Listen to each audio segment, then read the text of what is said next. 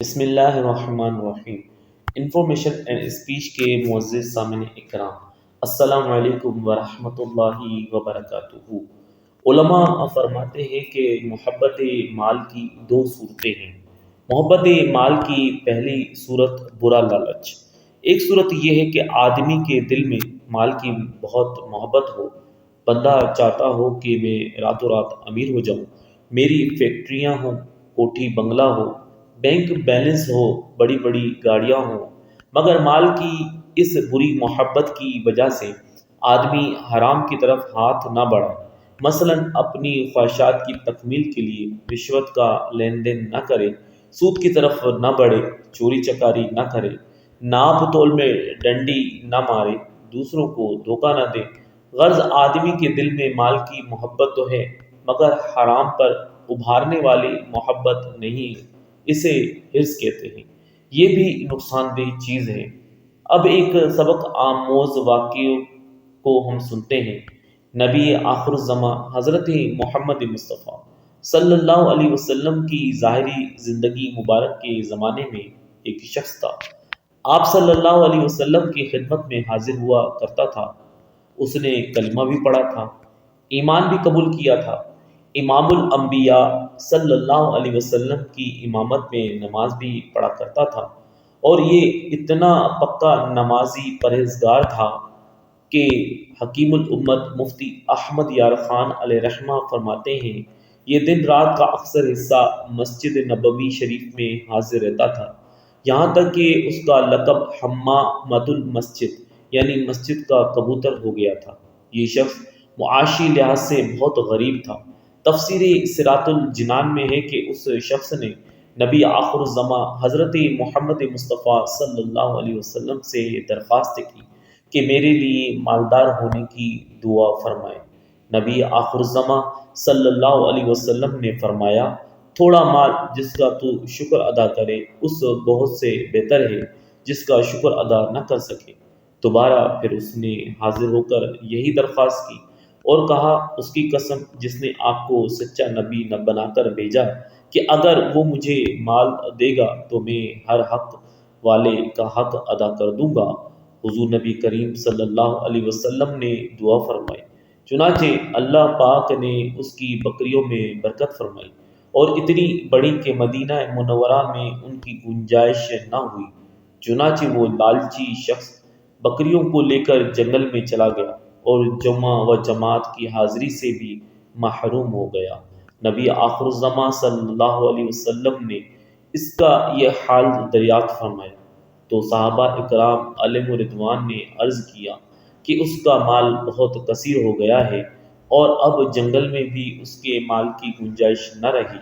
نبی آخر الزماں صلی اللہ علیہ وسلم نے فرمایا، اس پر افسوس۔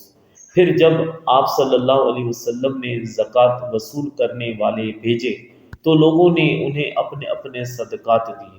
جب اس لالچی شخص سے جا کر انہوں نے صدقہ مانگا تو اس نے انکار کیا اور کہا، یہ تو ٹیکس ہے، جاؤ میں پہلے سوچ لوں۔ جب یہ لوگ نبی آخر الزماں صلی اللہ علیہ وسلم کی خدمت میں واپس آئے تو آپ صلی اللہ علیہ وسلم نے ان کے کچھ عرض کرنے سے پہلے ہی 2 مرتبہ فرمایا، اس لالچی شخص پر افسوس۔ اس کے بعد یہ آیت کریمہ نازل ہوئی، وَمِنْهُمْ مَنْ عَاهَدَ اللَّهَ لَئِنْ آتَانَا مِنْ فَضْلِهِ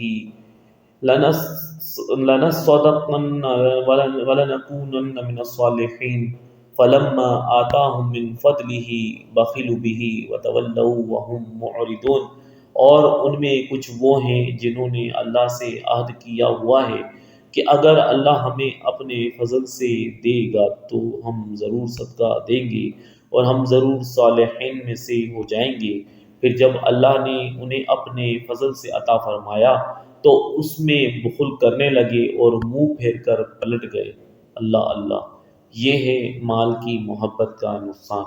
نبی آخر الزماں صلی اللہ علیہ وسلم نے اس لالچی منافق کو سمجھایا کہ تھوڑا مال جس کا تم شکر ادا کر پاؤ اس زیادہ مال سے بہتر ہے جس کا تم سے شکر ادا نہ ہو سکے، مگر اسے کوئی بات سمجھ نہ آئی، اس نے دنیاوی مال کو پسند کیا۔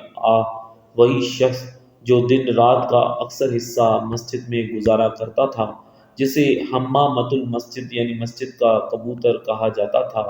مال کی محبت اس کے دل پر چھا گئی، اس کے دل سے نور ایمان بجھ گیا اور اس کے دل میں منافقت کی آگ بھڑک اٹھی۔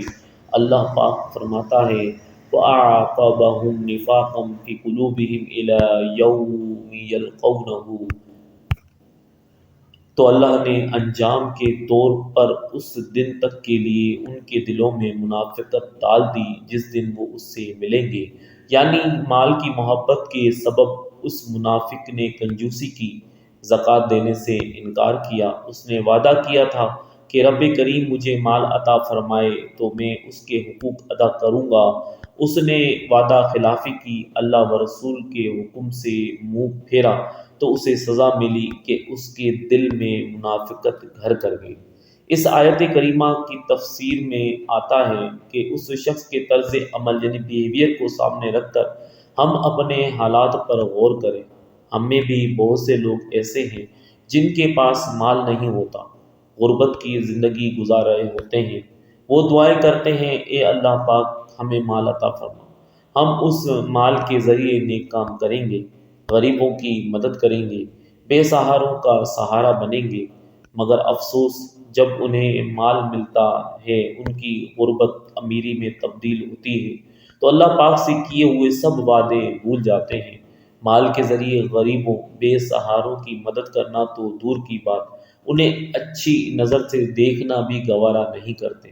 یاد رکھیے قرآن پاک اس طرز عمل کو منافقوں کا انداز قرار دیتا ہے، اور یقیناً یہ ایک سچے مسلمان کا کردار یعنی کریکٹر نہیں ہو سکتا۔